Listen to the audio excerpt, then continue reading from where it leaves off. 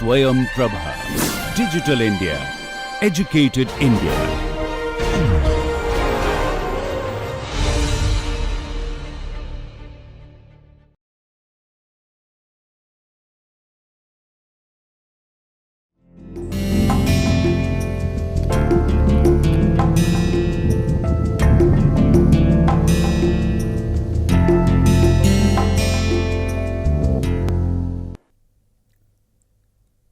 नमस्कार, मेरा नाम पंकज कुमार झा है। मैं दिल्ली विश्वविद्यालय स्थित मोतीलाल नेहरू कॉलेज में पॉलिटिकल साइंस पढ़ाता हूं और स्वयं प्रभा आईआईटी कानपुर द्वारा शुरू किए गए इस नायाब कोशिश के तहत जो है मैंने भी एक कोशिश की है और मैं जिस पेपर को जिस कोर्स को जो है प्रपोज़ कर रहा हूं उसका शीर्षक है, आप जैसा जानते हैं, public policy, decentralisation and administration of India.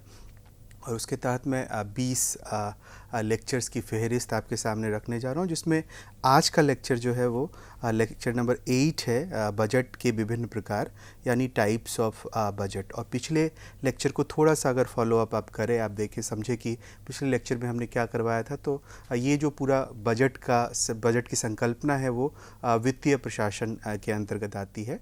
तो वित्तीय प्रशासन से क्या मतलब है, क्या अभिप्राय है फाइनेंशियल एडमिनिस्ट्रेशन से, उसकी क्या क्या विशेषताएं हैं।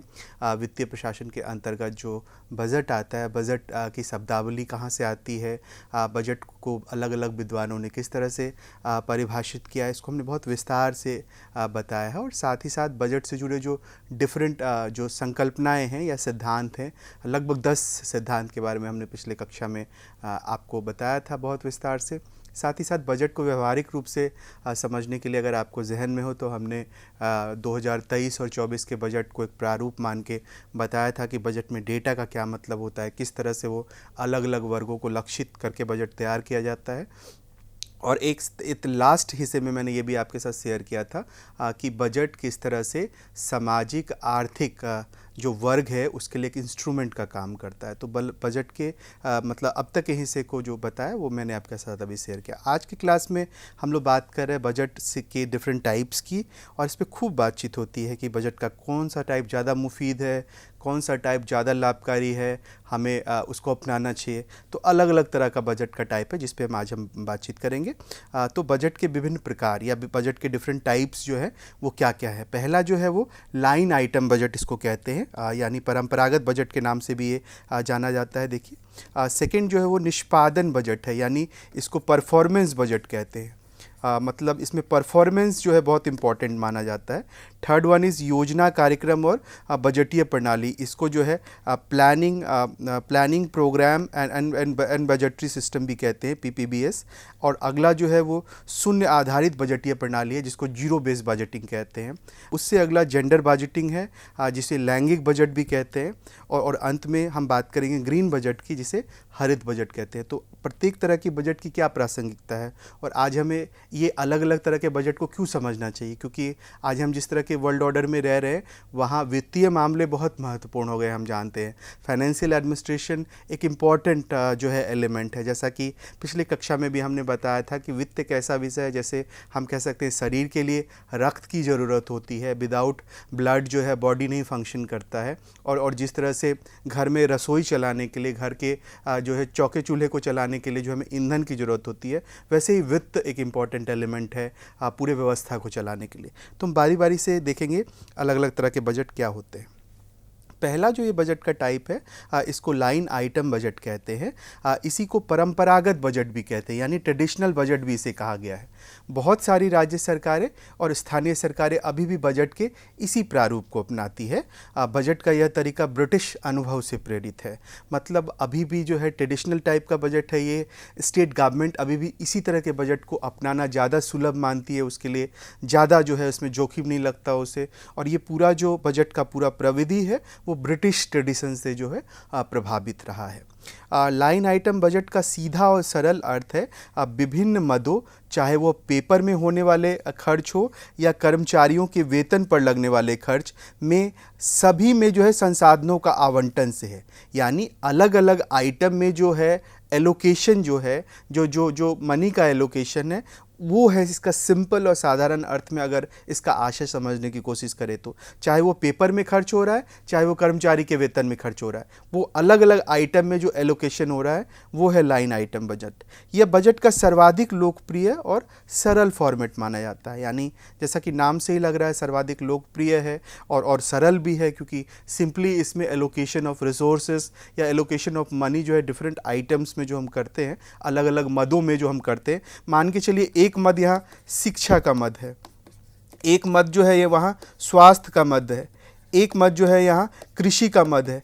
अलग अलग मदों में आप जो है हो सकता है यहाँ पे 100%, यहाँ पे हो सकता है 60%, यहाँ हो सकता है 50%। जिस तरह से आप रिसोर्सेज को दे रहे हैं वो एक तरह से इसका सार रूप में आप इसको इस तरह से समझ सकते हैं। ये पे एज गो यू गो प्रणाली पर ये काम करता है, उपयोगिता अनुसार भुगतान करने के आधार पे काम करता है और यह स्पष्ट करने के लिए बनाई गई है कि किस चीज़ पे कितना खर्च किया जाएगा। सामान्यतया प्रत्येक चीज़ के लिए केवल स्वीकृत राशि का ही इस्तेमाल किया जा सकता है। जैसे कि आपसे कहा कि अगर एजुकेशन में हमने स्वीकृत राशि ये है कि हम 60% करेंगे और बाकी में 20% करेंगे, किसी में 10% करेंगे, तो स्वीकृत राशि क्या है हमारी, उसके हिसाब से आवंटन होगा। इस प्रकार यह बजट जवाबदेही के दृष्टिकोण से भी फ़ायदेमंद है। कुछ लोग कहते हैं कि यह बजट जवाबदेही को भी तय करता है। जवाबदेही के नज़रिए से बहुत अच्छा है ये बजट, क्योंकि जिस राशि को एक्स, वाई और जेड पर खर्च किया गया है वह स्पष्ट रूप से खर्च को नियंत्रित रखने के लिए निरूपित है। मान के चलिए आपने सर्टेन अमाउंट जो है एक्स पे खर्च किया है, सर्टेन अमाउंट वाई पे खर्च किया है और सर्टेन अमाउंट जेड पे खर्च किया है, तीन में आप एक्सपेंडिचर कर रहे हैं, तो तीनों जो है जवाबदेह होगा कि हमें हमारे ऊपर इतना पैसा खर्च किया है तो हमें इसे जो है इस रूप में से लेना है कि हम गवर्नमेंट के प्रति जो है जवाबदेह हैं, जो सेंट्रल मिनिस्ट्री है उसके प्रति जवाबदेह है कि हम बेटर परफॉर्मेंस करें। हालांकि परफॉर्मेंस को इसमें आका नहीं जाता, ये याद रखना है आपको। यहाँ सिंपली फोकस ये होता है कि अलग अलग आइटम में आपको कितना पैसा जो है वो एलोकेट किया जा रहा है। दूसरे शब्दों में देखें तो धन कहाँ गया है इस पर नज़र रखने के लिए और सुनिश्चित करने के लिए कोष का उचित इस्तेमाल हुआ है। ऐसा करने का यह आसान औजार है कि धन कहाँ गया है, ए में गया है, बी में गया है, सी में गया है, हम कहाँ धन को एक्सपेंडिचर कर रहे हैं। ये सबसे बेहतर तरीके से जो है इसी बजट के ज़रिए आप समझ सकते हैं, इसी बजट के माध्यम से हम देख सकते हैं। जैसा कि नाम से ही प्रतीत होता है, लाइन आइटम बजट एक परंपरागत बजट है जहां सभी मदों का लिस्टिंग बहुत अनिवार्य है। जैसे मैंने आपको कहा ना कि ये एजुकेशन है, ये हेल्थ है, ये जो है आप कह सकते हैं एग्रीकल्चर है। तो ये जो अलग अलग मद है ये से आप आइटम कह सकते हैं, आइटम ए, आइटम बी और आइटम सी। तो ये लिस्टिंग करना बहुत ज़रूरी है कि आप किस किस आइटम में कितना पैसा दे रहे हैं, और ये इसका सबसे कोर विशेषता यही है कि इसमें लिस्टिंग किया जाता है। इसमें लिस्टिंग करके हम बताते हैं कि हम जो है कहाँ कितना पैसा लगा रहे हैं। इस प्रकार का बजट जो है विधायी वित्तीय नियंत्रण के लिहाज से भी महत्वपूर्ण माना जाता है। मतलब जो विधायिका है, जो लेजिस्लेटिव का कंट्रोल है, फाइनेंशियल कंट्रोल, इस लिहाज से भी पता होता है, क्योंकि पूरा आपको जाके पार्लियामेंट में इसे पारित करवाना पड़ता है। तो इसमें विधायी वित्तीय नियंत्रण भी इसमें होता है। और इस प्रकार इसका एक अकाउंटिंग का भी दृष्टिकोण, अकाउंटिंग मतलब जवाबदेही के दृष्टिकोण से भी जो है ये बहुत इंपॉर्टेंट है, और अकाउंटेबिलिटी के दृष्टिकोण से भी ये बहुत इंपॉर्टेंट है। इसमें रेफरेंस के लिए पिछले वर्ष के व्यय को आधार बनाया जाता है। मान के चलिए आप इस वर्ष किसी को पैसा दे रहे हैं, जैसे आप इस बार मैंने कहा एजुकेशन को आप पैसा दे रहे हैं 10 करोड़, ठीक है, हेल्थ को पैसा दे रहे हैं आप 17 करोड़, और जो है एग्रीकल्चर को पैसा दे रहे हैं 8 करोड़। तो आप पिछले वर्ष के इसके परफॉर्मेंस को बेस बना सकते हैं, पिछला वर्ष जो है कितना हमने दिया था उसे, और उसके आधार पे हम देख सकते हैं क्या बढ़ोतरी करे या कम करे, बढ़ोतरी करे या कम करे। तो ये कह रहे हैं कि पिछले वर्ष के व्यय को, पिछले वर्ष के एक्सपेंडिचर को आप एक बेस बना के जो है इस तरह की नीति को आगे बढ़ा सकते हैं। इसमें उच्च प्रबंधन को निर्णय लेने की शक्ति है, यानी जो हायर लेवल का अथॉरिटी है वो इसमें डिसीजन मेकिंग के लिए वो बहुत इंपॉर्टेंट व्यक्ति होगा, उसको खूब शक्ति मिली हुई है। तो इसलिए इसमें जो है टॉप लेवल मैनेजमेंट जो है वो डिसीजन लेता है। साथ ही साथ ये एक रूटीन उपागम पर भी काम करता है, यानी कि इसका जो काम करने का तरीका है, ज़रिया है, एक रूटीन तरीके से काम करता है। ये सिंपली कुछ ज़्यादा क्रांति की गुंजाइश नहीं करता, ये बहुत ज़्यादा आमूलचूल परिवर्तन की बात नहीं करता। ये केवल इस चीज़ को फोकस करता है कि फला आइटम में हम इतना पैसा दे रहे हैं, फला आइटम में हम इतना पैसा दे रहे हैं, और जो आइटम को हम पैसा दे रहे हैं उसको हम लिस्टिंग कर रहे हैं। तो इसका केवल यही फोकस है कि एलोकेशन जो हम जो कर रहे हैं रिसोर्सेज का, वो प्रॉपर लिस्टिंग के हिसाब से होना चाहिए, और उसको वो ज़्यादा ध्यान देता है। निष्पादन बजट की धारणा वित्त प्रशासन में बहुत पुरानी नहीं है। अगला बजट का ये टाइप है, वो है परफॉर्मेंस बजट। अभी हमने देखा था लाइन आइटम बजट, और लाइन आइटम बजट को हम क्या कह रहे थे? लाइन आइटम बजट को कह रहे हैं ट्रेडिशनल बजट है ये। दूसरा जो बजट का टाइप है ये परफॉर्मेंस बजट। निष्पादन बजट की धारणा वित्त प्रशासन में बहुत पुरानी नहीं है, परंतु आज ये महत्वपूर्ण अंग हो गया है। जब हम वित्त प्रशासन में सुधार की बात करते हैं तो निष्पादन बजट का नाम स्वतः आ जाता है। मतलब वो तो परंपरागत बजट था, आपने देखा, और वो अलग तरह से लिस्टिंग के हिसाब से काम कर रहा था। ये अलग बजट है और ये नया बजट है, कम से कम मतलब लाइन आइटम बजट की तुलना में। लेकिन इसमें सबसे बड़ी बात यह है कि जब भी हम वित्त प्रशासन यानी फाइनेंशियल एडमिनिस्ट्रेशन में सुधार की बात कर रहे हैं, हम ये सोचते हैं कि फाइनेंशियल एडमिनिस्ट्रेशन को और बेहतर बनाए कैसे ना कैसे, तो होता क्या है कि हमारे जहन में आता है कि परफॉर्मेंस बजट जो है सबसे अच्छा उपाय है, परफॉर्मेंस बजट जो है सबसे अच्छा उदाहरण है उस दिशा में। परंपरागत बजट से यह अवधारणा बिल्कुल अलग है, और जिसे सर्वप्रथम द्वितीय विश्व युद्ध के उपरांत अमेरिका में विकसित किया गया था। यानी परफॉर्मेंस बजट जो है वो परंपरागत बजट से बिल्कुल अलग है, और ये अमेरिका में इसे प्रयोग किया गया था। आपको याद होना चाहिए कि जो लाइन आइटम बजट है वो ब्रिटिश संकल्पना थी, ब्रिटिश ट्रेडिशन से निकल के आई थी, जबकि निष्पादन बजट जो है वो अमेरिकी संदर्भ से आता है, सेकेंड वर्ल्ड वॉर के बाद ये निकल के आता है।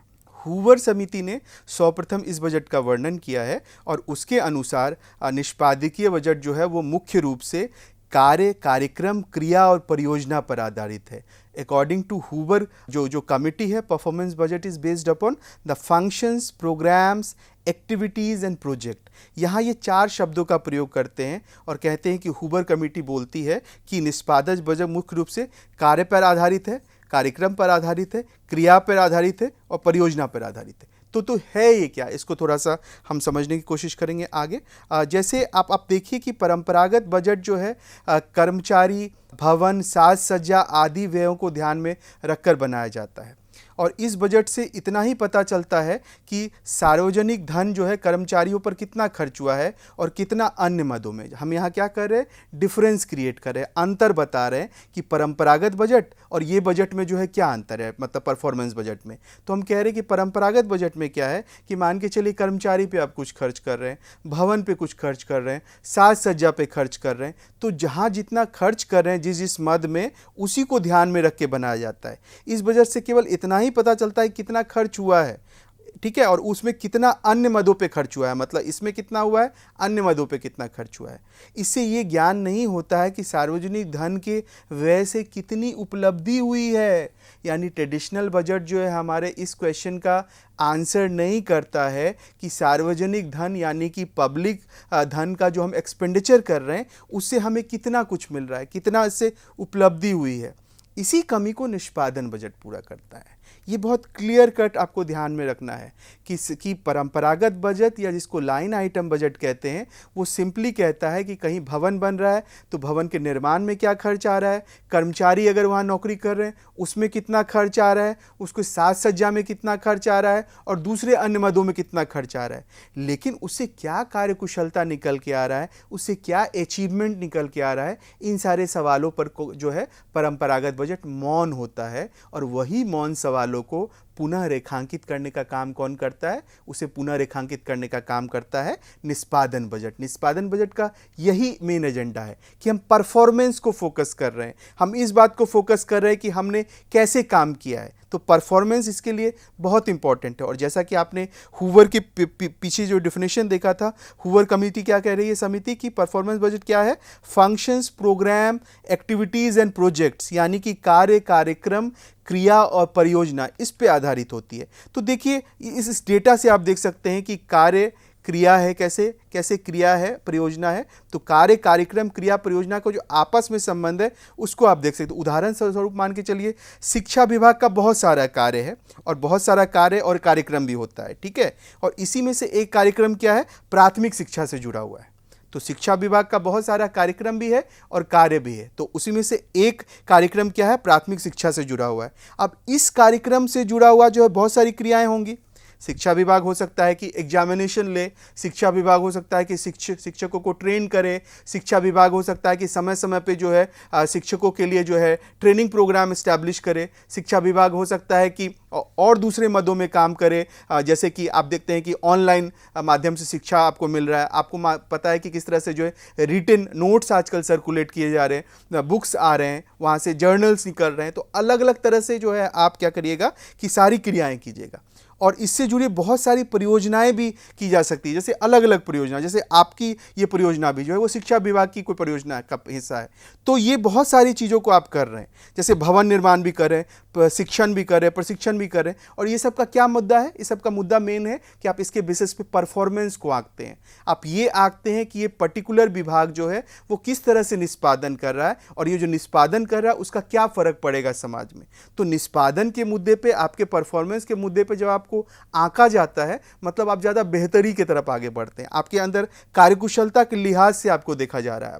वहाँ ये नहीं था, वहाँ कंसर्न क्या था, वहाँ कंसर्न था प्रिलिमिनरी, कि आपको इतना पैसा दे दिया, उसको इतना पैसा दे दिया, थर्ड पार्टी को इतना पैसा दे दिया, लेकिन उससे निकल के क्या आ रहा है, उसका आउटपुट क्या निकल के आ रहा है, इस पे बिल्कुल कंसर्न नहीं था।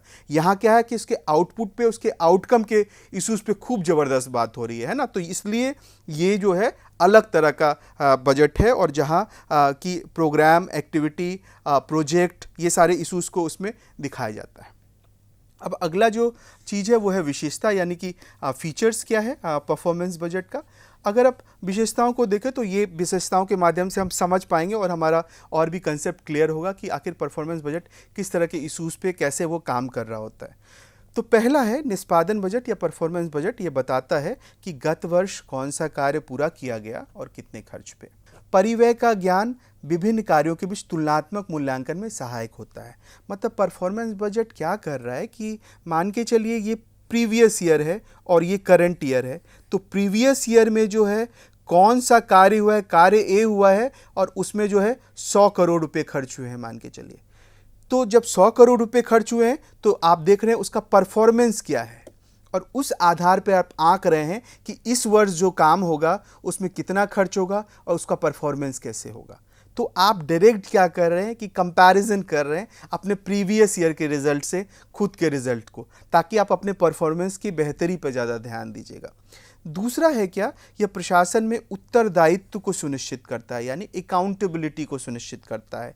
जैसे ही आप परफॉर्मेंस की बात कर रहे हैं, जैसे ही आप टारगेट की बात कर रहे हैं, वैसे ही आप धीरे धीरे क्या करते हैं, उत्तरदायित्व की बात करने लग जाते हैं, यानी कि अकाउंटेबिलिटी की बात करते हैं। और अकाउंटेबिलिटी इसका एक महत्वपूर्ण आयाम है। कौन किस कार्य के लिए उत्तरदायी होता है तथा किसको क्या क्या अधिकार प्राप्त है, यह निष्पादन बजट जो है वो स्पष्ट करता है। मान के चलिए जब निष्पादन बजट बन रहा होता है तो वो इस बात के लिए क्लियर होता है कि कौन सा ऑर्गेनाइजेशन कौन सा काम करेगा, किस चीज़ के लिए उत्तरदायी होगा और क्या क्या काम करेगा। तो ये परफॉर्मेंस बजट पहले से क्लियर कर लेता है।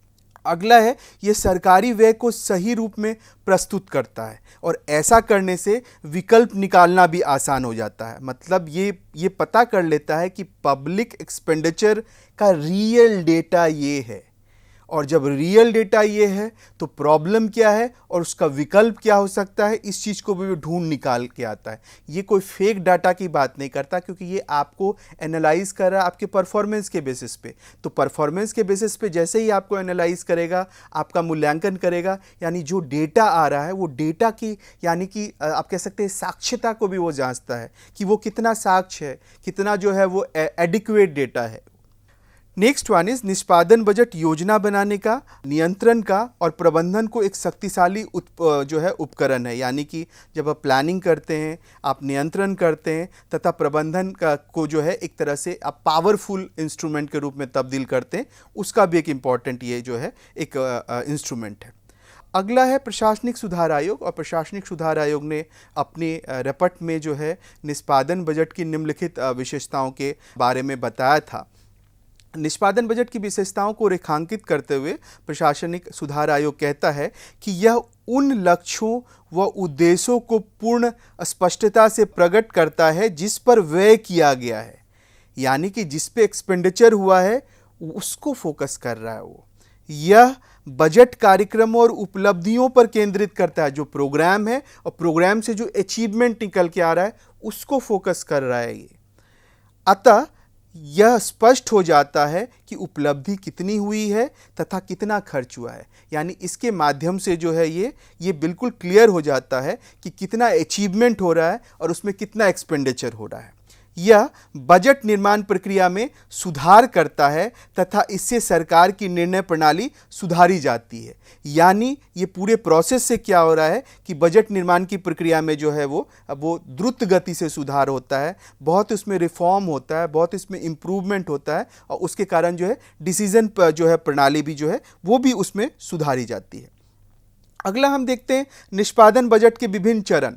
निष्पादन बजट के अगर विभिन्न चरण को हम देखें तो जो चरण अभी तक दिखाई पड़ रहा है उसमें 3 जो है चरण दिख रहा है। एक है ऑब्जेक्टिव, एक है एनालिसिस और एक है बजट का वर्गीकरण, यानी कि लक्ष्य क्या है, दूसरा है कि विश्लेषण यानी एनालिसिस क्या है, और तीसरा है बजट का क्लासिफिकेशन क्या है यानी बजट का वर्गीकरण क्या है। जहाँ तक लक्ष्य की बात है, लक्ष्य के अंतर्गत जहाँ तक संभव हो व्यक्तिगत कार्यक्रमों के लक्ष्यों को संख्यात्मक तथा मापन योग्य किया जा सकने वाले शब्दों में स्पष्ट तौर पे बताया जाना चाहिए और उनको सरकार के चिरकालीन उद्देश्यों और लक्ष्यों के संदर्भ में प्रस्तुत किया जाना चाहिए। ऑब्जेक्टिव में ये कह रहे हैं कि जहाँ तक हो सके हमारी जो ऑब्जेक्टिव है, हमारा जो उद्देश्य है, उसको इस तरह से रखिए कि वो ना नंबर्स में हो, वो दिखे कि हाँ इतना करोड़ हमें हासिल करना है, इतना करोड़ इसमें जो है लागत आएगा, इतना करोड़ इसमें व्यय होगा, तो हमेशा संख्यात्मक होना चाहिए और मापन योग्य होना। मापन योग्य मतलब मेजरेबल होना चाहिए, आप उसको मेजर कर सके, आप उसको माप सके कि स्टैटिस्टिक्स में आपकी ये क्या है पूरा माजरा। और जो आप उसको माप रहे हैं, जो संख्या प्रस्तुत कर रहे हैं, जो आप मापन योग्य कह रहे हैं, उसको क्या करना है आपको कि सरकार के जो लॉन्ग स्ट्रैटेजी है, जो दीर्घकालिक जो उसके उद्देश्य हैं, लॉन्ग टर्म जो ऑब्जेक्टिव्स हैं, वो और उसके लक्ष्य यानी ऑब्जेक्टिव के साथ उसको मैच करना है कि हमने इतना खर्च करना है और इतने टाइम में खर्च करना है। तो इन दोनों से अपने नंबर्स को सरकार के एजेंडा के साथ आपने मैच करना है। ये सबसे बड़ा इंपॉर्टेंट जो है इसका चरण है। सेकंड है एनालिसिस यानी विश्लेषण। इसके अंतर्गत लक्ष्यों की प्राप्ति के लिए चिरकालीन रणनीति तथा अल्पकालीन रणनीति व कौशल पर विचार, संभावित विकल्प कार्यक्रमों की पहचान, लाभ और लागत को निकालना और कार्यक्रम को चयन करना, इस पे बल दिया गया है। इसमें ये क्या कह रहे हैं, जब आप विश्लेषण करते हैं किसी भी कार्यक्रम का या किसी भी योजना का, तो हमेशा यह ध्यान रखिए कि आप क्या कर रहे हैं, लॉन्ग टर्म स्ट्रैटेजी पे भी तो विचार कर ही रहे हैं, साथ में आप शॉर्ट टर्म स्ट्रैटेजी पे भी विचार करना। विश्लेषण का यही मतलब होता है। विश्लेषण का मतलब होता है सारे पक्षों को खंगालना है आपको। तो long term strategy, short term strategy में भी इंटरमीडिएट जो स्ट्रैटेजी होगा और इमीडिएट जो स्ट्रैटेजी होगा। तो सभी तरह की रणनीतियों को आपको विचार करना पड़ेगा। दीर्घकालिक, आप कह सकते हैं अल्पकालिक, मध्यवर्ती और तत्कालिक, ये अलग अलग जो है आपको रणनीतियों पे विश्वास करना पड़ेगा, उसको खंगालना पड़ेगा। सारे अलग ऑप्शंस को आपको देखना पड़ेगा, क्या क्या ऑप्शंस हो सकते हैं। साथ ही साथ लाभ और लागत को भी निकालना। लाभ और लागत, जैसे मैं लगातार कह रहा हूँ अपनी कक्षाओं में, इसको बीसी रेशियो कहते हैं। बीसी रेशियो का मतलब है आप कुछ भी अगर आप लगा रहे हो, आप कुछ भी इन्वेस्ट कर रहे हो, लागत कर रहे हो, तो उससे लाभ क्या निकल के आ रहा है। अगर वहाँ 50 करोड़ आप लगा रहे हो तो आपको 100 करोड़ आपको आ रहा है, तो आप कह सकते हैं कि बीसी रेशियो में जो है रिजल्ट जो है पॉजिटिव दिशा में। अगर आप 50 करोड़ लगा रहे हैं और अगर जो है 55 करोड़ पा रहे, तो आप कहिएगा कि ना लाभ है ना हानि है, वो बहुत विशेष कुछ फ़ायदा नहीं है। अगर आप 50 करोड़ लगा रहे हो और 45 करोड़ पा रहे हो, तो आप कहिएगा कि बीसी रेशियो के हिसाब से परिणाम जो है ऋणात्मक है। तो ये इस तरह से जो है आप इसको उस तरह से भी समझ सकते हैं। अगला है बजट का क्लासिफिकेशन यानी बजट का वर्गीकरण। वर्गीकरण व्यवस्था के संदर्भ में जिन कार्यक्रमों को लागू करना है उनका वर्गीकरण किया जाता है। आपको कार्यक्रम ए बी सी क्या लागू करना है तो उसका आप वर्गीकरण कर दीजिए, उसको क्लासिफाई कर दीजिए। यहाँ उद्देश्य यह है कि संबंधित कार्यक्रमों में संसाधनों का बंटवारा करने में आसानी हो, ताकि क्या होगा, जब आप बांट दीजिएगा कि ए बी और सी में आपको करना है तो आप इजीली जो है बांट सकते हैं रिसोर्सेज कि कितना आपको कहाँ कहाँ देना है, किस किस मद में खर्च करना है। तो उस तरह से आप उसको उसमें क्लियरली उसको जस्टिफाई कर पाइएगा। और जब उपरोक्त लिखित पद्धति के अनुसार बजट तैयार हो जाए तो इस पर प्रस्तुति, स्वीकृति और कार्यान्वयन की निश्चित कार्यविधि को लागू किया जाना चाहिए। लेकिन मतलब जैसे ही आपने ऑब्जेक्टिव तय कर लिया, उसके बाद एनालिसिस कर लिया, फिर बजट का वर्गीकरण कर दिया, तो वो स्कॉलर कह रहे हैं जब आप ये तीनों कर देते हैं तब फिर क्या करना है, इस पर फिर प्रस्तुति करना है, उसको प्रेजेंट करना है, आपको पार्लियामेंट के अंदर स्वीकृति लेना है। और जैसे स्वीकृति मिल जाता है वहाँ पे सदन स्वीकृत कर देती है कि बजट इज़ गुड, आप इसको आगे बढ़िए, गो फॉरवर्ड, तो आप उसको क्रियान्वयन की दिशा में जो है आप आगे बढ़ते हैं और इस तरह से जो है वो आगे पूरी प्रोसेस चलती है। इसके साथ साथ जो है दो और इम्पॉर्टेंट चरण इसके अंतर्गत आता है। पहला है संगठन और दूसरा है मूल्यांकन। संगठन में निश्चित लक्ष्यों की प्राप्ति के लिए विभिन्न संगठनों की भूमिका को सुनिश्चित किया जाना चाहिए और कार्यक्रमों को कुशलता से लागू करने के लिए वित्तीय नियमों और लेखा विधि को दोहराया जाना चाहिए। मतलब इसमें जो लक्ष्य हमने निर्धारित किए हैं तो लक्ष्य की प्राप्ति के लिए किस तरह से सांगठनिक रूप से हम तैयार हैं, उसको सुनिश्चित करना है हमें। और कार्यक्रमों को कुशलता से लागू करने के लिए वित्तीय नियमों, जो फाइनेंशियल रूल्स है, और लेखा विधि यानी जो ऑडिटिंग का पूरा प्रविधि है उसको दोहराया जाना चाहिए। लास्ट जो परफॉर्मेंस बजट का चरण है उसको इवैल्यूएशन कहते हैं। लक्ष्य के संदर्भ में कार्यक्रमों का मूल्यांकन करने के लिए मापदंड विकसित किया जाना चाहिए। जब कार्यक्रम लागू किया जा रहा होगा तो उस पर नियंत्रण करने के लिए कार्यक्रमों से संबंधित वित्तीय, भौतिक, आर्थिक आंकड़े, सूचना, रिपोर्टिंग व्यवस्थाओं को स्थापित किया जाना चाहिए और कार्यक्रमों को पूरा होने पर उसका मूल्यांकन करना चाहिए। मतलब फाइनली जब आप सारे तरह की सूचना को प्राप्त कर लेते हैं, चाहे वो फाइनेंशियल इंफॉर्मेशन हो, फाइनेंशियल डेटा हो, फिजिकल डेटा हो, इकोनॉमिक डेटा हो, सारे डेटा को ला रहे हैं, आप रिपोर्टिंग कर रहे हैं, और जब फाइनल आप बिल्कुल स्टेज पे जा रहे हैं तो आप क्या कर रहे हैं कि कार्यक्रमों के पूरा होने पर उसका इवैल्यूएशन कर रहे हैं, मतलब मूल्यांकन कर रहे हैं कि हम जिस टारगेट के साथ आए थे उसमें निष्पादन के उपरांत हमें उससे क्या फ़ायदा मिला, उससे क्या लाभ आया। अगला जो बजट है वो शून्य आधारित बजट है और जिसको कि जीरो बेस बजटिंग कहते हैं। बहुत फेमस है ये भी। शून्य आधारित बजट को सर्वप्रथम 1970 के दशक में अनावश्यक व्यय को नियंत्रित करने के लिए टेक्सास इंडस्ट्रीज कंपनी में प्रोफेसर पीटर ए फिर ने लागू किया था और इसके उपरांत जॉर्जिया प्रांत के तत्कालिक गवर्नर जिमी कार्टर ने 1972 में अमेरिकी कृषि विभाग में तथा 1977 में अमेरिकी प्रशासन के सभी विभागों में लागू किया। यानी ये पूरी शब्दावली को आविष्कार करने का श्रेय जाता है पीटर ए फियर को। और उसके उपरांत जो है जिमी कार्टर ने 72 में अमेरिका के एग्रीकल्चर डिपार्टमेंट में और 77 में अमेरिकी प्रशासन ने सभी विभागों में लागू कर दिया। यानी 1977 के बाद ये सभी विभागों में लागू हो चुका था अमेरिका में। अर्थ, जैसा कि नाम से ये स्पष्ट होता है, इस बजट के अंतर्गत कोई पूर्व निर्धारित आधार नहीं होता है। यानी कि पहले से आपने कुछ बेस नहीं तय किया। जैसे आपने देखा था परफॉर्मेंस बजट में हम कह रहे थे कि पिछले व्यय को हम एक बेस मानेंगे, लास्ट ईयर को कुछ बेस मानेंगे। यहाँ पूर्व निर्धारित कोई आधार नहीं होता है और इस बजट के निर्माण के लिए पूर्व की मदों को शून्य माना जाता है। जो पहला का जितना भी वो परफॉर्मेंस है उसको आप शून्य मान रहे हैं और एक नए सिरे से शून्य बेस के आधार पर आप काम करने की चेष्टा कर रहे हैं। इसमें भारत में तत्कालीन वित्त मंत्री वीपी सिंह ने इसे 1986-87 में सर्वप्रथम लगाया था, जबकि बहुत सारे विभागों में 1987 में इसे लागू किया गया। यानी कि वीपी सिंह साहब ने इसे सेंट्रल लेवल पे पहले लागू किया था 86-87 में, उसके बाद बहुत सारे डिफरेंट डिपार्टमेंट्स में 1987 में लागू किया गया। हाँ, दो राज्य जरूर हैं, राजस्थान और महाराष्ट्र, जिन्होंने इस पद्धति को सबसे पहले लागू किया था। राजस्थान और महाराष्ट्र ये जीरो बेस बजटिंग को इम्प्लीमेंट करने वाले अग्रणी और शुरुआती राज्य माने जा सकते हैं।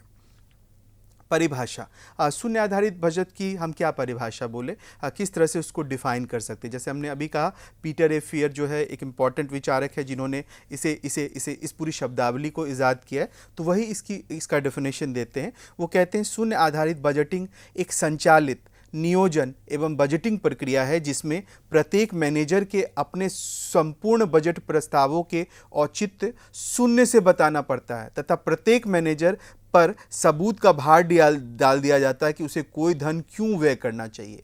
मतलब अगर आप मैनेजर हैं, आप शून्य आधारित बजट को लागू करना चाह रहे हैं, तो पहले बात तो ये है कि आपको शून्य से स्टार्ट करना है। You have to start from basic, you have to start from zero level. और दूसरी बात कि आपको ये भी जस्टिफाई करना पड़ेगा कि आपको धन का व्यय क्यों करना है, आपको पैसा क्यों मिलना चाहिए, तो ये भी आपको जस्टिफिकेशन देना पड़ेगा। ये दोनों चीज़ पीटर ए फियर कहते हैं। दूसरा डेफिनेशन जो है वो जिमी कार्टर साहब ने दिया है, और वो कहते हैं कि शून्य आधारित बजटिंग में बजट को इकाइयों में रखा गया है। इकाई मतलब यूनिट्स में रखा जाता है, और जिसे निर्णयों का पैकेज कहा गया है। ये जो है डिसीजन पैकेज है ये, और प्रत्येक स्तर पर मैनेजर द्वारा तैयार किया जाता है। और इसे जो प्रत्येक लेवल पे जो है, जो यूनिट है, यूनिट में डिफरेंट डिसीजन पैकेजेस हैं, इसको मैनेजर क्या करता है, प्रिपेयर करता है। और यह पैकेज विभागों को विद्यमान या प्रस्तावित क्रियाओं को पूर्ण करता है। और यही पैकेज जो है वो दरअसल पूरे इस प्रस्तावित क्रियाओं को जो है पूर्ण करता है, उसे मूर्त रूप देता है। जेबीबी यानी कि जीरो बेस बजटिंग जो है वो दो प्रमुख प्रश्नों पर ध्यान केंद्रित करता है। पहला, क्या वर्तमान क्रियाएं कुशल और प्रभावी हैं? क्या चल रही है जो एग्जिस्टिंग क्रिया वो कुशल है यानी इफ़िशिएंट है और इफ़ेक्टिव है? दूसरा, क्या वर्तमान क्रिया को समाप्त कर दिया जाए अथवा धन को कम कर दिया जाए ताकि उच्च प्राथमिकता वाले नए कार्यक्रमों को धन दिया जाए, अथवा वर्तमान बजट को कम कर दिया जाए। पहला तो वो जो एग्जिस्टिंग जो नीति है उसको सवाल करता है कि वो कुशल है, प्रभावी है, और दूसरा, अगर वो प्रभावी नहीं है तो क्या उसे समाप्त कर दिया जाए या उसको जो दिया जा रहा है धन है उसको कम कर दिया जाए, या कोई नया कार्यक्रम को शुरू किया जाए। ये सारे सवालों को जो है वो सेंट्रल रूप में जो है जेबीबी में, जीरो बेस बजटिंग में जो है वो विचार किया जाता है। जेबीबी कार्य पद्धति में ये अनिवार्य है कि प्रत्येक संगठन अपने सभी कार्यक्रमों और क्रियाओं को, चाहे वो चल रही है अथवा नहीं है, व्यवस्थापन ढंग से उस पर पुनर्विचार करे और उसका मूल्यांकन करे। मतलब सभी प्रोग्राम को, चाहे नई योजना है, चाहे वो चल रही है पहले से योजना, ऐसी योजना है, या फिर योजना परफॉर्मेंस अच्छा कर रही है, नहीं कर रही है, सभी को वो चाहता है कि रिव्यू करिए आप, अब उसको पुनर्विचार कीजिए, उसका इवैल्यूएशन कीजिए, यानी आप उसका मूल्यांकन कीजिए। और जब आप ये सब करते तब आप जो है अच्छे तरीके से योजनाओं के बारे में समझ सकते कि योजनाएं बेस्ट है अपने आप में। क्रियाओं पर पुनर्विचार उत्पादन अथवा उपलब्धि तथा लागत के आधार पर किया जाए ताकि प्रबंधीय निर्णय करने में बल दिया जा सके। जो भी आप करते हैं इवैल्यूएशन, वो आपके उपलब्धि के बेसिस पे होना चाहिए, आपके उत्पादन के बेसिस पे होना चाहिए। आपने क्या प्रोडक्शन किया, क्या उपलब्धि किया, लागत के बेसिस पे किया जाना चाहिए कि क्या लागत लगाया आपने। और ये सब जो है एक इम्पॉर्टेंट एलिमेंट है इसके अंतर्गत। 4 मूल मंत्र है इस जेडबीबी का, यानी जियो बेस्ड बजटिंग का। अगर आप देखें तो ये इस दृष्टिकोण के 4 मूल मंत्र हैं। पहला मूल मंत्र यही है कि निर्णय करने वाली इकाइयों को पहचानें, यानी जो डिसीजन मेकिंग का जो यूनिट है उसको आप आइडेंटिफाई करें। दूसरा है निर्णय समूह में प्रत्येक निर्णय इकाइयों का विश्लेषण करना, यानी जो निर्णय समूह है, जो डिसीजन का पैकेज है, उसमें जो है इस यूनिट का विश्लेषण करना कि कैसे कहाँ विश्लेषण किया जाएगा। और तीसरा है सही निर्णय समूहों का मूल्यांकन तथा श्रेणीक्रम करना ताकि खर्च के लिए प्रार्थना की जा सके। आप अगर सही से मूल्यांकन करिएगा और निर्णय समूहों को ठीक से बांटिएगा और उसको श्रेणी क्रम करिएगा कि इस तरह से ये इसका वरीयता है, तो खर्च जब आप करिएगा तो आपके जो आप खर्च के लिए मांगेगा वो आपको आसानी से मिल सकता है। तो you have to actually specified, you have to actually मतलब efficient to make your preferences very wisely. आपको अपनी प्राथमिकताओं को बहुत जो है व्यवस्थित तरीके से, बहुत बुद्धिमत्ता तरीके से जो है उसे वरीयता में बांटना पड़ेगा। और नेक्स्ट है कि जो विस्तृत परिचालन बजट तैयार करना, जिसमें वह निर्णय समूह प्रतिबिंबित हो जिनको बजट के खर्चे में स्वीकृति दी जाए। और फाइनली जब आप डिटेल्ड बजट परिचालन बनाइएगा, जब आप डिटेल्ड बजट को तैयार करिएगा, तो वो सारे निर्णय समूह जो हैं इसके अंदर क्या होने चाहिए, रिफ्लेक्टेड होने चाहिए, जहाँ पे बजट का खर्च किया जाना चाहिए। तो लार्जर आपके परिप्रेक्ष्य में वो सारे बजट समूह को आप इसमें स्थान भी दीजिएगा। शून्य आधारित बजटिंग की क्या क्या विशेषता है? पहली विशेषता यही है कि शून्य आधारित बजटिंग का मुख्य उद्देश्य सार्वजनिक व्ययों पर नियंत्रण करने से लगाया जाता है, ताकि सरकारी धन का अपव्यय ना हो और उसका लाभ जो है सार्वजनिक हित में हो। तो यानी कि जो पब्लिक मनी है उसका मिसयूज ना हो, वो उसका पहला लक्ष्य है। और अगर पब्लिक मनी का मिसयूज नहीं होगा तो वो सार्वजनिक हित में उसका प्रयोग हो, यानी कि कॉमन गुड में, मैक्सिमम लोगों के गुड में जो है वो मतलब हितार्थ जो है उसका प्रयोग होना चाहिए। दूसरा, शून्य आधारित बजटिंग के अंतर्गत जो है पूर्ववर्ती कार्यक्रमों अथवा योजनाओं के आलोचनात्मक मूल्यांकन की व्यवस्था की गई है। यानी जो पहले कार्यक्रम थे, पहले की नीतियां थी, उसको आपको महिमा मंडन नहीं करना है, उसको आप आलोचनात्मक तरीके से देखना है और जिसके आधार पे उस मद को बजट में यथास्थान दिलाया जा सके, ताकि आप नए सिरे से अपने दावे को, अपने जस्टिफिकेशन को वहाँ रख पाएँ। तीसरा, यह बजट लाभ लागत विश्लेषण पर आधारित है, इसलिए यह प्रयास किया जाता है कि कार्यक्रम या मद पर आने वाली लागत तथा उस मद से प्राप्त होने वाले सामाजिक हित के मद जो है कम से कम अंतर हो। ये बिल्कुल जो है ये भी बेनिफिट कॉस्ट रेशियो पे बेस्ड किया गया है, ये बजट का टाइप है। इसलिए इसमें यही कोशिश किया जाता है जो प्रोग्राम है या जो आइटम है उसमें जो कॉस्ट आएगा और उससे जो लाभ होगा उसके बीच जो है एक तरह का कोऑर्डिनेशन होना चाहिए, मतलब उसमें सामाजिक हित के मद जो है अंतर ज़्यादा नहीं होना चाहिए। ठीक है, तो लागत और मद से होने वाले सामाजिक हित के मद जो है कम से कम अंतर हो, तो क्या होगा, वो हमेशा सक्सेसफुल होगा। शून्य आधारित बजटिंग में किसी कार्यक्रम या योजना को अनिवार्य रूप से भविष्य में बनाए रखना आवश्यक नहीं है। ऐसा नहीं है कि इसमें ये मान के चला जाता है कि कोई कार्यक्रम या कोई योजना जो है फ्यूचर में भी चलता रहे, ये जरूरी नहीं है। ये क्योंकि हर साल जो है ये कहते हैं क्या कि जीरो लेवल पे ये इवैल्यूएशन करता है, तो ये जरूरी नहीं कि भविष्य में भी बनाए रखना है इसको। नेक्स्ट, इस प्रकार की बजटिंग प्रणाली के संचालन के लिए कुशल एवं ईमानदार कर्मचारियों एवं अधिकारियों की आवश्यकता होती है, जो सभी व्यवस्थाओं से प्रायः संभव नहीं है। जब आप जीरो बेस्ड बजटिंग करते हैं तो बहुत हार्ड नियम अपनाते हैं, कई बार हो सकता है रेडिकल आप निर्णय लें, आप पुराने परफॉर्मेंस को नज़रअंदाज कर दे, आप जीरो लेवल पे आप नई नीतियों को लागू करें। तो जब आप ये सब कुछ करते हैं तो क्या होगा कि आपका ये प्रयास जो है बहुत ईमानदार प्रयास होगा और अधिकारियों की ऐसी आवश्यकता होगी जो ईमानदारी से इस तरह की नीतियों को लागू करे। तो इससे मतलब होता यह है कि वास्तव में अर्थव्यवस्था में प्रायः संभव नहीं होता है कि सारे योग्य और ईमानदार जो है कर्मचारी, अर्थशास्त्री उसके साथ जुड़े हुए हों। शून्य आधारित बजटिंग के लिए बजट बनाते समय पूर्व में संचालित मदों की पूर्ण एवं जानकारी होनी चाहिए। अगर आप पहले जितना भी हुआ है संचालित मद, उसकी आपकी पूर्ण जानकारी होनी चाहिए, ताकि उस मद के औचित्य को सभी रूप में प्रस्तुत किया जा सके, ताकि वो जो मद है, वो जो आइटम है, वो सही है, गलत है, क्या है, उसके औचित्य को जो है आप जस्टिफाई कर सकते हैं। फियर जो है वो भी कुछ विशेषताओं को बताते हैं जेबीबी से जुड़े हुए। वो कहते हैं निम्न प्राथमिकता वाले कार्यक्रमों को हटाया जाता है या कम किया जाता है। जो लो प्रेफरेंस वाले कार्यक्रम है उसको बाहर कर दिया जाता है। कार्यक्रम प्रभावशीलता में नाटकीय उन्नति लाई जाती है यदि उसका बजट पे कोई प्रभाव हो या ना हो, यानी कि उसमें जो है इफेक्टिव बनाने के लिए, प्रोग्राम को इफेक्टिव बनाने के लिए बहुत सारा कुछ जो है ड्रामेटिक किया जाता है कि उसको कैसे इफेक्टिव बनाया जाए। हालांकि उसका प्रभाव पड़ेगा या नहीं पड़ेगा बजट में अलग चीज़ है, लेकिन कोशिश जरूर की जाती है कि उसको कैसे ज़्यादा से ज़्यादा इफेक्टिव बनाया जा सके। एक कार्यक्रम के अंतर्गत ही संसाधनों को, एक उपक्रम के अंतर्गत ही संसाधनों को बदलकर उच्च प्रभाव वाले कार्यक्रमों के लिए बढ़ा हुआ वित्तीय मांग जो है दिया जाता है। और अब क्या करते हैं कि कार्यक्रम के अंतर्गत संसाधनों को बदलकर, जो रिसोर्सेज है उसको बदलकर आप ये देखते हैं कि उच्च प्रभाव वाले कार्यक्रम है कौन कौन से ऐसे प्रोग्राम है जिसका प्रभाव उच्च होगा, और उस उच्च प्रभाव वाले कार्यक्रम को जो है वित्तीय भाग आप देते हैं, उसको आप फाइनेंशियल सपोर्ट करते हैं। कर में बढ़ोतरी को रोका जाए, इसमें टैक्सेशन जो है, टैक्स जो है उसको बढ़ाने से रोका जाता है।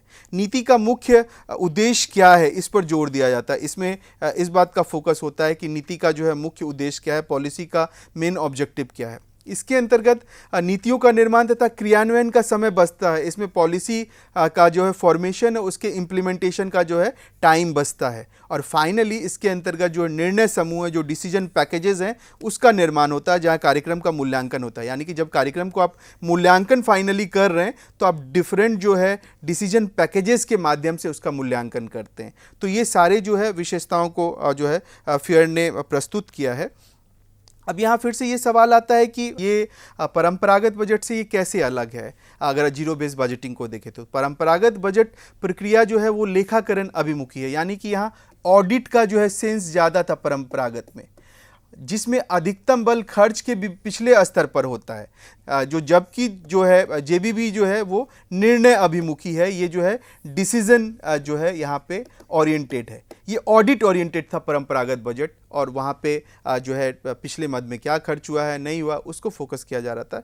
यहाँ पे क्या हो रहा है कि डिसीजंस इंपॉर्टेंट है, पिछले स्तर को बिल्कुल नहीं ध्यान दिया जाता है, तो यहाँ पे जो है डिसीजन ओरिएंटेड है। ये दूसरा ये है कि परंपरागत बजट प्रणाली में पिछले खर्च के पिछले स्तर का पता लगाया जाता है और फिर नए कार्यक्रमों के लिए बढ़ोतरी की मांग की जाती है। जबकि जीबीबी में क्या होता है कि जो निर्णय इकाई को समझ आने वाले डिसीजन पैकेज में बांट दिया जाता है और उसके महत्व के अनुकूल रखा जाता है। मतलब ट्रेडिशनल बजट में लास्ट ईयर क्या खर्च हुआ, क्या एक्सपेंडिचर हुआ, क्या उसमें फ़ायदा हुआ, उसके बेसिस पे आप नए साल में फिर से आप क्या करते हैं, आइटम जो डिफरेंट आइटम है उसमें एलोकेट करते हैं। लेकिन जेबीबी में क्या होता है, उससे कोई मतलब नहीं है, डिसीजन पैकेजेस में आप बांट रहे हैं और उसके महत्व के अनुकूल फिर उसमें पैसा आप दे रहे हैं। परंपरागत बजट प्रक्रिया उतनी स्पष्ट और जवाबदेह नहीं है जितनी जीबी।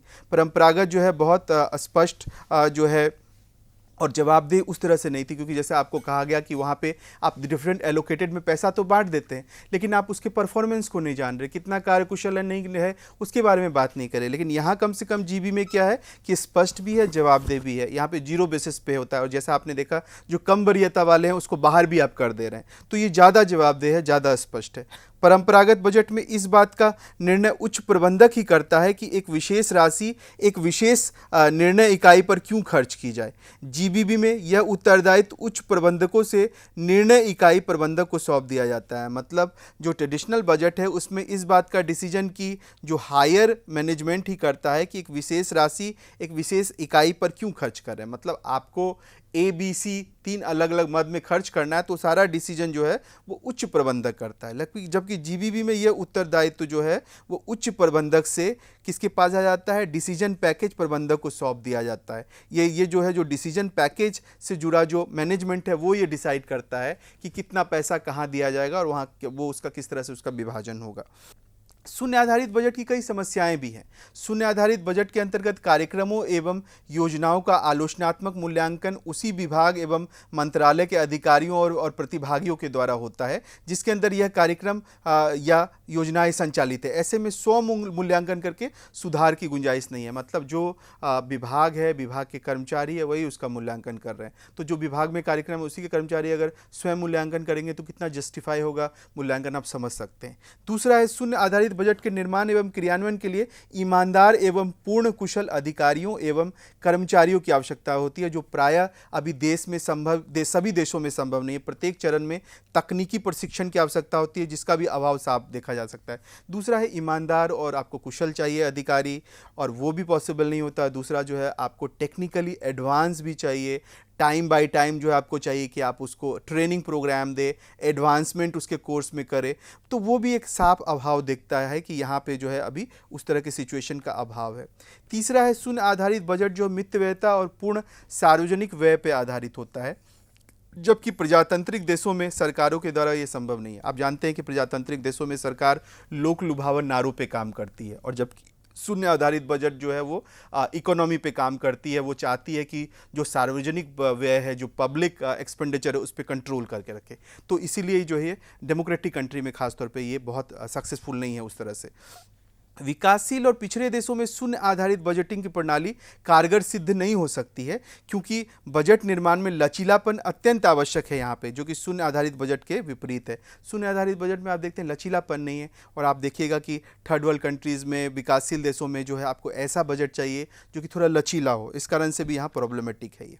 अगला जो बजट का टाइप है, हमने तीन बजट का टाइप देख लिया। एक था ट्रेडिशनल बजट या लाइन आइटम बजट, दूसरा हमने देखा परफॉर्मेंस बजट और तीसरा देखा जीरो बेस बजटिंग। चौथा बजट का टाइप है ये पीपीबीएस योजना, कार्यक्रम और बजटिंग प्रणाली। बजट बनाने की अवैज्ञानिक और असंबद्ध योजना की प्रतिक्रिया के रूप में जो है ये योजना, कार्यक्रम और बजटिंग प्रणाली आई। माना गया कि पहले की जो पद्धति थी वो अवैज्ञानिक थी, असंबद्ध थी, थोड़ा सा उसमें प्रॉब्लम था, तो ये नई प्रणाली आ जाती है। पीपीबीएस योजनाओं का मूल्यांकन उन्हें अलग अलग कार्यक्रमों में विभाजित करके और लाभ और नुकसान का जांच करते हुए किया जाता है। यानी इसमें भी जो है बेनिफिट कॉस्ट को एक इंपॉर्टेंट एलिमेंट के रूप में देखा गया। अलग अलग कार्यक्रमों को अलग अलग विभाजित करते हैं। बजट बनाने का एक बुनियादी तत्व है लाभ लागत विश्लेषण, या किसी परियोजना की लागत की उस पैसे या कमाई की शक्ल में होने वाले लाभ के लिए व्यवस्थित तुलना करता है जिसकी अपेक्षा कोई एजेंसी या विभाग जो है बदले में कर रहा होता है। पीपीबीएस उन कार्यक्रमों का चयन करता है जो निम्न लागत में वांछित लक्ष्यों को प्राप्त करे। यानी इसका मेन पर्पस है कि कम से कम खर्च में ज़्यादा से ज़्यादा लाभ कैसे हो, इसको ये फोकस करता है। और ये लचीलापन भी है, बहुत लचीलापन है, क्योंकि कार्यक्रम के लक्ष्यों को पाना और लागत के अनुरूप सर्वाधिक लाभ कमाने के लिए, खर्च करने के लिए किसी भी किस्म के संयोजन की इजाज़त देता है। तो ये लचीलापन है और ये जो है हमेशा तैयार होता है कि थोड़ा सा भी इधर उधर करके अगर खर्च को कम करना है तो या खर्च को बढ़ाना है तो वो सारा करने की इजाज़त इसमें होती है। यह दृष्टिकोण नीति निर्माताओं किसी परियोजना को, कार्यक्रमों को कार्यान्वित करने से पहले उसकी संभावित सफलता या विफलता का आकलन करने में सक्षम होता है। मतलब अगर भी कोई बड़े परियोजना आपको क्रियान्वयन करना है तो क्रियान्वयन करने से पहले वो सफल होगा या विफल होगा, इसका आकलन आप इसके माध्यम से आसानी से कर सकते हैं। तो इसीलिए ये पीपीबीएस भी जो है बहुत मेजर जो है अवधारणा है, जिसके साथ इसको हम देखने की कोशिश करेंगे। अगला जो टाइप है वो जेंडर बजटिंग का है, जेंडर आधारित बजट का है। जेंडर बजटिंग एक प्रक्रिया है जिसमें बजट के विभिन्न चरणों जैसे नियोजन, नीति निर्माण इत्यादि में जेंडरवादी संदर्भ में को केंद्र में रखा गया। जैसे बजट बन रहा है तो बजट के निर्माण में जो जेंडरवादी परिप्रेक्ष्य है उससे ये बजट बनाया जाता है। दूसरे शब्दों में देखें तो जेंडर बजटिंग के अंतर्गत सरकारी बजट के ऐसे स्वरूप की बात की गई है जहां सरकारी क्षेत्र में जेंडरवादी नज़रिया अपनाया जाता है। जब बजट बन रहा है तो एक जेंडरवादी सोच के साथ वो बजट बन रहा है या नहीं, ये इसका फोकस है। इसका प्रमुख लक्ष्य एक जेंडर संवेदनशील बजट, एक जेंडर सेंसिटिव बजट को स्थापित करना है। इसका उद्देश्य कोई अलग से बजट प्रस्तुत करना नहीं है, बल्कि जो चल रहा है बजट, जो बजट उपलब्ध है उसमें महिलाओं के विशिष्ट मुद्दों और चिंताओं का किस तरह से समाधान होता है, वो इसके सेंट्रल में है। लैंगिक बजट के 5 प्रमुख चरण हैं। पहला जो चरण है वो यही है कि किसी दिए गए क्षेत्र में महिलाओं और पुरुषों, लड़कियों और लड़कों, विभिन्न उपसमूहों की स्थिति का विश्लेषण इसमें किया जाता है कि मतलब वो जो क्षेत्र है उसमें पुरुष और महिला की क्या स्थिति है, लड़के और लड़की की क्या स्थिति, मतलब डेटा ये देखते हैं कि उस क्षेत्र में क्या है और उसका विश्लेषण करते हैं। दूसरा, इस बात का आकलन करना कि नीति पहले चरण में वर्णित जो लैंगिक मुद्दा है और अंतराल को किस तरह से संबोधित करती है। मान के चलिए वो जो डेटा है कि स्त्री इतना है, पुरुष इतना है, उसको सेकंड चरण में हम देख रहे हैं कि हम कैसे जस्टिफाई करते हैं, हम क्या बोलते हैं उसको। क्या वो डेटा गैप है स्त्री पुरुष के बीच में, क्या लड़के लड़कियों के बीच में गैप है, लड़कियां जो है वो कम शिक्षित है, लड़के बहुत शिक्षित हैं। तो जो डेटा आप लेके आ रहे हैं उसके बीच के अंतराल को आप किस तरह से आप संबोधित करते हैं। तीसरा है कि चरण 2 में रेखांकित जो लिंग संवेदनशील नीतियां और कार्यक्रमों को लागू करने के लिए बजट आवंटन की पर्याप्तता। अगर जो लिंग संवेदनशील जो नीतियां हैं, जो भी पॉलिसी है जो लिंग संवेदनशील है, उसको लागू करने के लिए बजट का आवंटन और पर्याप्तता का कैसे आप आकलन करते हैं, ये भी इसका इंपॉर्टेंट एलिमेंट है जिसके अंतर्गत ये बात करता है। यह निगरानी करता है कि क्या पैसा योजना के अनुसार खर्च किया गया है, क्या वितरित किया गया है और इसे कैसे वितरित किया गया है। ये भी इसमें देखा जाता है कि पैसा जो है, अगर योजना है तो योजना के अनुसार पैसा खर्च हुआ है या किस तरह से खर्च हुआ है, और क्या वितरित किया गया है और कितना वितरित किया गया है। फाइनली, नीति, कार्यक्रम, योजना के प्रभाव का आकलन और चरण 1 में वर्णित स्थिति में किस हद तक बदल गई है। और फाइनली जब आप ये सब कुछ देख रहे हैं कि योजना कैसे खर्च हुआ है, पैसा कहाँ वितरित किया गया है, क्या वितरित किया गया है, तो 5वें चरण में हम क्या करें। 5वें चरण में हम ये देखने की कोशिश कर रहे हैं कि नीति, कार्यक्रम और योजना के प्रभाव का आकलन और चरण 1 में वर्णित स्थिति में किस तरह से बदल गई है। अगर आप नीति बना रहे, योजना बना रहे, कुछ कार्यक्रम बना रहे, तो जो पहला चरण है जिसमें आप कह रहे हैं कि स्त्री पुरुष के बीच में अंतराल है, जब आप बता रहे हैं कि आप मतलब लड़के और लड़कियों के बीच की स्थिति जो है वो डेटा में अंतराल है, तो उस पर क्या प्रभाव पड़ रहा है? क्या वो अंतराल कम हो रहा है, गैप क्या कम हो रहा है, योजनाएं जो बन रही है उसका क्या चरितार्थ है, वो क्या परिणाम लेके आ रहा है? तो इसको भी आप इसके अंतर्गत जो है देख सकते हैं। जेंडर बजटिंग के पीछे का तर्क क्या है, क्या आर्ग्यूमेंट है? 2011 के जनगणना के अनुसार देखें तो देश की कुल आबादी में महिलाओं की हिस्सेदारी जो है लगभग 48% है। केट मिलेट जैसी प्रसिद्ध नारीवादी लेखिका कहती हैं कि आधी आबादी तो महिला है, वह बाकी आधी आबादी जो पुरुष है उसके द्वारा शासित होती है। तो आप समझ सकते हैं कि कैसे आधी आबादी दूसरे आधी आबादी के द्वारा शासित होती है। महिलाओं की सेवा और संसाधनों तक पहुंच और उस पर नियंत्रण में घोर असमानता का सामना करना पड़ता है। सार्वजनिक व्यय और नीतिगत चिंताओं में बड़ा हिस्सा जो है लिंग तटस्थ क्षेत्रों में है और उपरोक्त क्षेत्रों में महिलाओं पर प्रभाव को पहचाना नहीं गया है कि मतलब पब्लिक सेक्टर में महिलाओं की क्या भूमिका है, महिलाएं किस तरह से स्थिति में है, इसके बारे में जो है वो जो है कोई डेटा उपलब्ध नहीं है। तो लैंगिक अनुकूल बजटिंग जो है लैंगिक समानता, मानव विकास, आर्थिक दक्षता के उद्देश्यों को प्राप्त करने में जो है वो योगदान दे सकती है। भारत में जेंडर बजटिंग का क्या सिचुएशन? भारत में जेंडर बजट स्टेटमेंट या जीबीएस जो है पहली बार 2005-06 में भारतीय बजट में प्रस्तुत किया गया था और इस जीबी स्टेटमेंट में 2 भाग शामिल है। पहला भाग क जो है वो महिला संबद्ध विशिष्ट योजनाओं को दर्शाता है जिसमें महिलाओं के लिए 100% आवंटन है। तो जो जेंडर बजटिंग के डेटा को आप देखते हैं तो उसमें 2 तरह की योजनाएं दिखती हैं। पहली ऐसी योजनाएं जहां 100% आवंटन महिलाओं के लिए है, ऐसी योजनाएं। और ख में प्रो महिलाएं योजनाओं को दर्शाया गया है जिसमें कम से कम योजना लार्जर है, जिसमें 30% कम से कम इस योजना में जो है महिलाओं के लिए आवंटन किया जाए। तो 2 तरह की सिचुएशन है, भाग क में 100% महिलाओं को आवंटन और भाग ख में जो है कम से कम 30% तक महिलाओं के लिए जो है आवंटन की व्यवस्था होती है। भारत में लिंग बजटिंग प्रयासों को 4 क्रमिक चरणों में विभाजित करके देखा गया है। एक ज्ञान निर्माण और नेटवर्किंग, दूसरा है प्रक्रिया को संस्थागत बनाना, तीसरा है क्षमता निर्माण और चौथा है जवाबदेही, यानी कि नॉलेज बिल्डिंग और नेटवर्किंग। सेकेंड वन इज की जो पूरा प्रोसेस है उसको कैसे आप इंस्टीट्यूशनल बनाते हैं। थर्ड वन इज क्षमता निर्माण यानी कैपेसिटी बिल्डिंग कैसे करते हैं। एंड फोर्थ है जवाबदेही बनाना यानी कि उसको कैसे जो है आप अकाउंटेबल बनाते हैं। भारत में लिंग बजटिंग केवल लेखांकन अभ्यास तक सीमित नहीं है। लिंग बजटिंग ढांचे ने लिंग तटस्थ मंत्रालय को महिलाओं के लिए कार्यक्रम डिजाइन करने में भी मदद की है, यानी बहुत सारे कार्यक्रम बना रहा है जो मतलब आप कह सकते हैं जेंडर न्यूट्रल जो है नीतियों को कार्यक्रमों को लेके आ रहा है। एक संस्थागत तंत्र के रूप में लिंग बजटिंग सेल को सभी मंत्रालय विभागों में स्थापित करने का आदेश दिया गया है। सभी मंत्रालय सभी विभागों में जो है वो जेंडर बजटिंग सेल भी जो है स्थापित हो गया है। आगे का क्या रास्ता होना चाहिए इसमें? भारत में लैंगिक प्रतिक्रियाशील बजटिंग के आकलन से एक मिश्रित तस्वीर सामने आती है और कई सकारात्मक विकास हुए हैं, जैसे चुनिंदा योजना और बजट प्रक्रियाओं में बदलाव और लिंग बजट कोशिकाएं सेल का निर्माण। हालांकि जीबी की सीमित पहुंच और लैंगिक एजेंडे के कारण स्थिर या घटता हुआ आवंटन एक समस्या है और जेंडर बजटिंग को अपनाने के साथ साथ आमतौर पर बजट में बहुआयामी और परस्पर संबंधित सुधार और बजट की लैंगिक संवेदनशीलता भी इसमें शामिल करनी चाहिए। महिलाओं की व्यापक भागीदारी के साथ साथ लिंग आवंटन की केवल रिपोर्टिंग से उद्देश्यपूर्ण योजना में बदलाव की आवश्यकता है। किस तरह से रिपोर्टिंग कर सकते हैं आप जो महिलाओं के इशू है, महिलाओं की भागीदारी के इशू है, इन सबको और एक मल्टी डायमेंशनल आपको अप्रोच बनाना पड़ेगा और जेंडर जो सेंसिटिविटी है उसको भी आपको जो है आगे बढ़ाना पड़े। अंतिम जो बजट का प्रकार है वो हरित बजट या ग्रीन बजट है और हरित बजट बजट नवाचार की दिशा में एक महत्वपूर्ण पहल है। इसे ग्रीन अंकेक्षण या ग्रीन अकाउंटिंग भी कहते हैं। हरित बजट का तात्पर्य सार्वजनिक व्यय की एक निश्चित राशि के आवंटन और पर्यावरणीय धारणीयता इन्वायरमेंटल सस्टेनेबिलिटी की दिशा में काम करना है, क्योंकि जैसे हम जान रहे हैं कि ग्लोबल वार्मिंग, क्लाइमेट चेंज, ये सब कंसर्न उभर के आ रहा है। तो हम अपने बजटरी प्रोसेस में कैसे उस इन्वायरमेंटल सस्टेनेबिलिटी की दिशा में हम किस तरह से योग कर रहे हैं। इसको ये बजट का ये टाइप बताता है। सरकार की अपनी पर्यावरणीय जवाबदेही के प्रति भी प्रतिबद्धता करता है कि कैसे सरकार पर्यावरण के इशू को अपनी लोक नीति में स्थान दे रही है, अपने बजटिंग प्रोसेस में स्थान दे रही है। विकास के प्रतिमान में पारिस्थितिकीय संरक्षण यानी इकोलॉजिकल जो कंजर्वेशन है उसको वरीयता इसके अंतर्गत दिया गया है।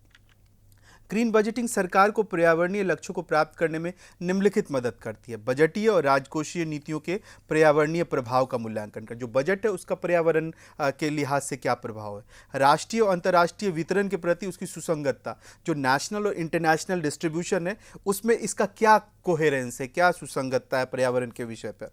धारणीय विकास पर होने वाले साक्ष्य आधारित बहस और चर्चा में अपना योगदान करना, जो बहस हो रहा है, जो डिबेट हो रहा है, डिस्कशन हो रहा है सस्टेनेबल डेवलपमेंट पर, उसमें जो है फैक्ट बेस्ड डिस्कशन हो और उसमें क्या हम योगदान करते हैं। इस प्रकार ग्रीन बजटिंग से तात्पर्य एक ऐसी प्रक्रिया से है जिसमें धारणीय विकास के सभी आयाम शामिल हों, जैसे पारिस्थितिकीय संतुलन हो यानी इकोलॉजिकल बैलेंस की बात हो, सामाजिक प्रगति हो, सोशल प्रोग्रेस की बात हो और आर्थिक विकास हो। इन तीनों को साथ लेने की बात कर रहे हैं। केवल आर्थिक विकास नहीं इंपॉर्टेंट है, आर्थिक विकास के साथ साथ सामाजिक प्रगति भी इंपॉर्टेंट है और पारिस्थितिकीय संतुलन भी इंपॉर्टेंट है, तथा पूरी तरह से एक ही नीति में एकीकृत हो जाता है तो बजट ये दस्तावेज तैयार होता है। यानी with in wider framework of budget इसमें ये कह रहे तीनों चीज होना चाहिए, इकोलॉजिकल बैलेंस, सोशल प्रोग्रेस और आर्थिक विकास।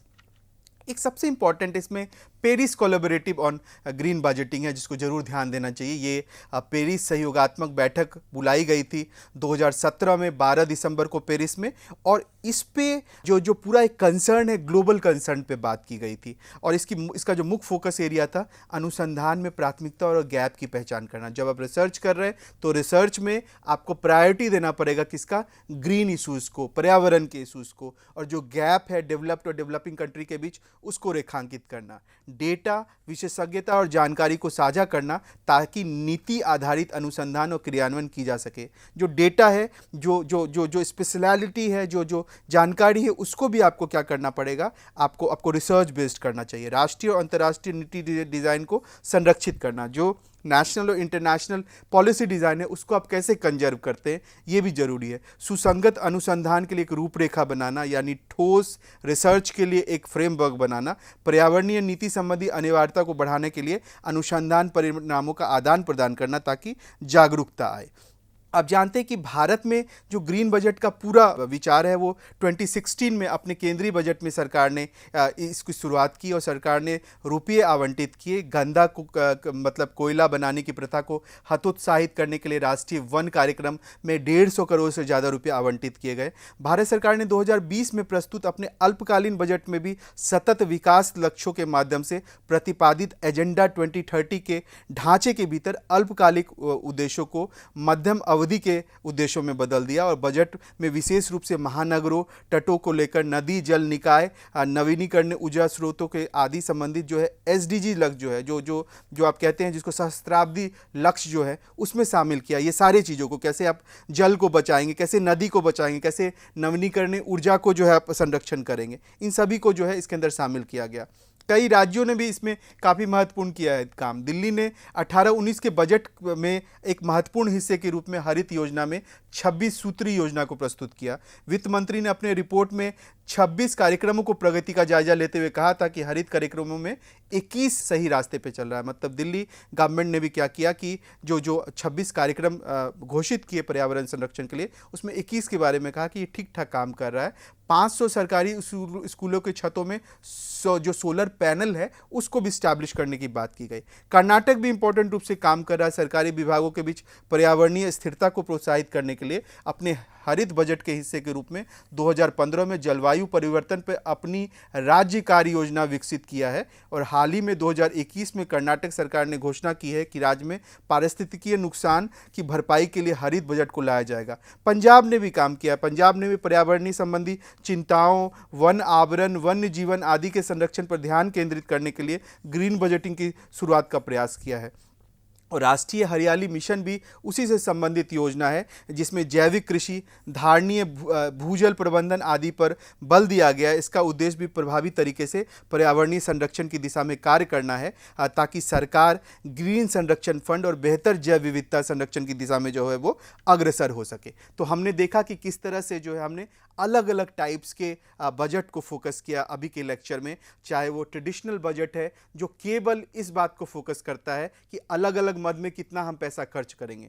दूसरी तरफ जो है हमने देखा कि परफॉर्मेंस बजट है जो ये एक कदम आगे बढ़ते हुए दिखता है कि हम जो खर्चा कर रहे हैं, हम जो व्यय कर रहे हैं, हम जो एक्सपेंडिचर कर रहे हैं, उसका परफॉर्मेंस क्या आ रहा है। उसी तरह जीरो बेस बजटिंग था, वो ये कह रहा है कि किस तरह से हमें पिछले परफॉर्मेंस को भूल जाइए, we have to start with a new direction, और जिसका बेस होगा जीरो। हम जीरो के आधार पे काम करना स्टार्ट करेंगे ताकि परफॉर्मेंस हमारा ज़्यादा अच्छा हो और हम एक नए एक्सपेक्टेशन के साथ काम करें। और उसी तरह आप देख रहे हैं कि जेंडर बजटिंग, जो कि जेंडर बजटिंग कहता है कि बजट के पूरे प्रोसेस में जेंडर सेंसिटिव जो पक्ष है उसके माध्यम से बजट को आगे बढ़ाना चाहिए। एंड फाइनली आपने देखा ग्रीन बजटिंग, जो कह रहा है कि जेंडर के साथ साथ ग्रीन का विषय भी आज बेहद महत्वपूर्ण है, क्योंकि आज पर्यावरणीय संकट के युग में हमें अपने बजट में स्पेसिफिक तरीके से जो है पर्यावरण को जो खास स्थान देना चाहिए, ताकि इकोलॉजिकल बैलेंस जो है वो बचा रह सके। और इस तरह से बजट के अलग अलग डायमेंशन पे हमने आज बातचीत की। मुझे लगता है कि आज की चर्चा आपको एक बृहत आधार देगी